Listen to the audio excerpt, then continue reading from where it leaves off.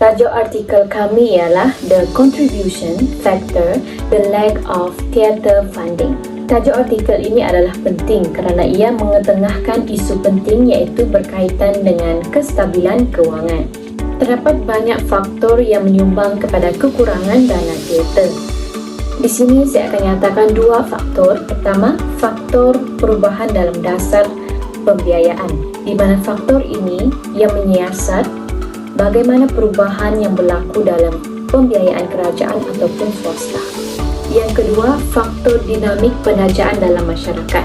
Faktor ini perlulah disiasat kerana ingin mengetahui mengapa faktor ini adalah penyumbang kepada kurangnya dana teater. Tajuk artikel ini dikaji bagi memberi peluang mengenali cabaran sebenar yang dihadapi teater dalam mendapatkan pembiayaan dan penajaan di Malaysia.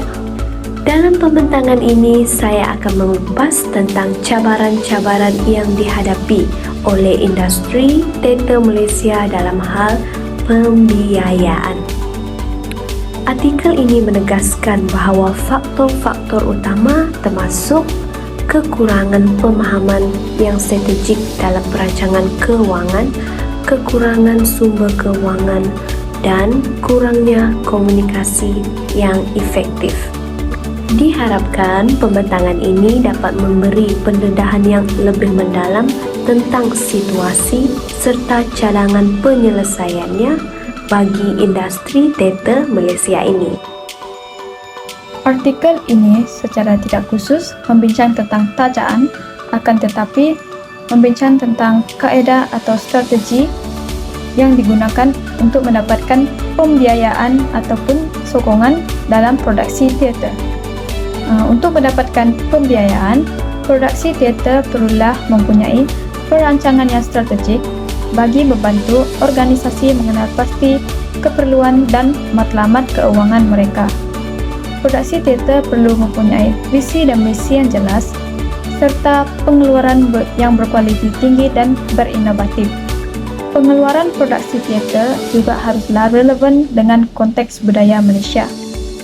Selain itu, strategi yang dibincangkan dalam artikel ini adalah pengurusan keuangan yang baik. Artikel ini menekankan kepentingan daya maju keuangan untuk produksi teater. Hal ini termasuk membangunkan pangkalan pelanggan dan rancangan untuk menaja pendapatan. Amalan pengurusan keuangan yang berkesan seperti penyimpanan rekod dan belanjawan yang betul adalah penting untuk menunjukkan accountability kepada bakal pembiaya. Seterusnya, pemasaran promosi teater. Pemasaran penerbitan teater telah disyorkan kerana pengeluaran teater mesti mencipta rancangan pemasaran supaya dapat menarik penaja bagi membiayai penerbitan teater. Produksi teater perlulah mempamerkan kualiti dan nilai kandungan artistik yang berkesan dalam mempromosikan penerbitan teater.